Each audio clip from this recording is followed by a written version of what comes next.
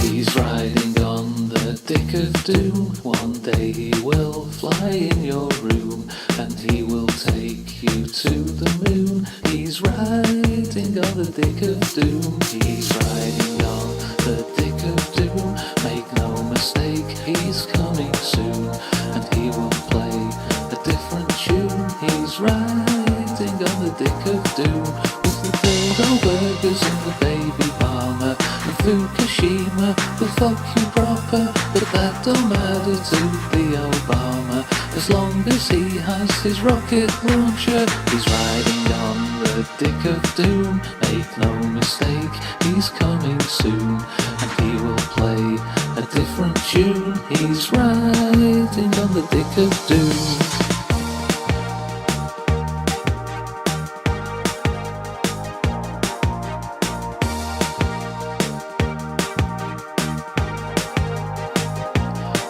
With his rocket launcher he'll go far, and the boathouse by Pablo Escobar.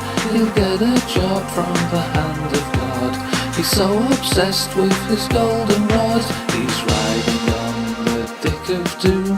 One day he will fly in your room, and he will take you to the moon. He's riding on the dick of doom.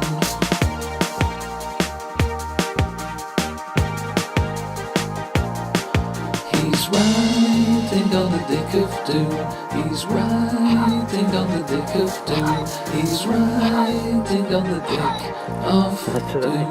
Well, now been in 57 states. I think one left to go.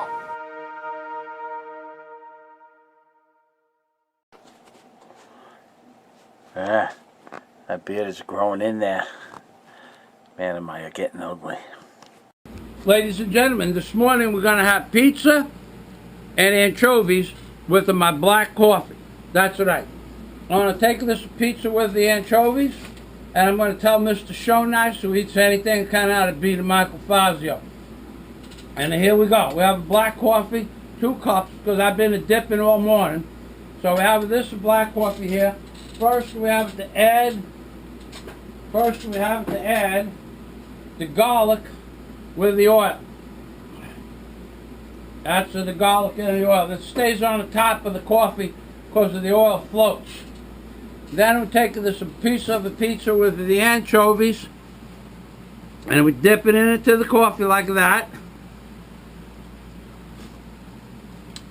So nice, you got a nothing on the Michael Fazio. That's right. I challenge you, so nice to eat coffee with the anchovies and the pizza. And remember, ladies and gentlemen, when you want to wash it down at the end of the meal, have a dessert, every Papa John's pizza, you gotta use a Papa John's pizza. Every Papa John's pizza comes with a pepperoncini. This is a pepperoncini. And what you do is you take this pepperoncini like this, and you bite off at the end, and you fill it up with the coffee like that. And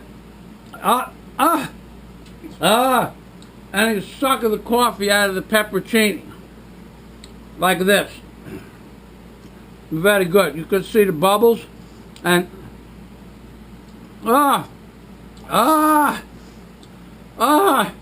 making my eyes water, baby. And this is the rest of this black coffee. This is black coffee. I wash it down in the pizza with. This is not just a breakfast, ladies and gentlemen. This is a breakfast of the champions. Anchovy pizza with the pepperoni and a black coffee. When the men were men. And this is Michael Fazio and a Rabbi Jew Barker saying, remember, if Mr. Obama had a son, and his son... Hey! Hi! This is Tony in Texas. Mike and I over here, we were having a conversation, and he was telling me about this one certain religion that when you pray, you're praying with your nose up somebody's butt, and he managed to wander off onto the topic of flatulence. Mike, would you care to explain? Yes, I'd like to displace my mother's theory about flatulence in a car. What do you mean flatulence? That's not the word you used when you were talking to me. Well, I was talking about my mother flatulating, Tony. I wasn't going to... Sorry. All right, well, okay, when my mother farts, when she used to... Your mother, our mothers don't fart, they flatulate. That's our right, my mother... fart and we fart, but That's not right. our mothers. That's right. Well, when my mother used to flatulate in the car, she would make it so it didn't sound like anything. And then if it smelled... Wait a minute. You remember back then when your mother was passing wind? She was a big flatulator. Wait, so these are your childhood memories? This is how I remember my mother. Passing wind in the car? That's right. We used to take a lot of... Did you and the dog fight for who was going to stick their head out the window? No. My father kept the windows locked in case he farted. My father would rock you.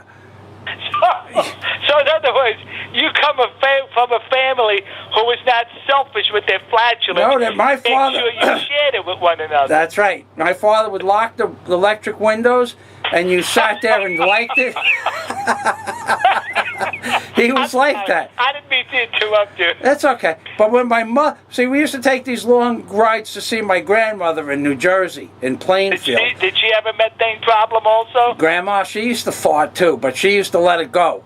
Yeah, but you know something? How could you tell in New Jersey? The whole state stinks. Right, well, on the ride there, it took an hour to get there. My mother would let one go, but she didn't make it smell. So if you was in the back and you let one go, you would try to hide the sound too. So everybody that didn't fart would smell it, but you two would be sitting there enjoying it, because if you don't know it's not your fart, this was my mother's theory. This isn't my theory.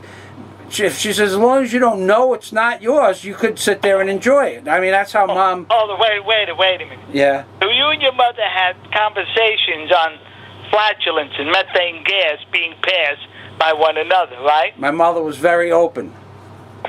She had a... I'm sorry. She had an so with the windows. If my mother, if you farted and she farted and you didn't make any sounds, the other two people would be dying, because my father wouldn't roll the windows down in case he let one loose too. He wouldn't want no fresh air in the car. And my brother, he didn't fart. He burped. But so if two people fart and it's silent but deadly, you two could enjoy it, but the other two people are screwed. And that's like when you go and you pray, if you're on your knees praying and you have your head stuck up somebody else's ass, it's the same thing. Because it's wafting, it's kind of like wafting from downwind, and then God is allowing you to enjoy the fart, not...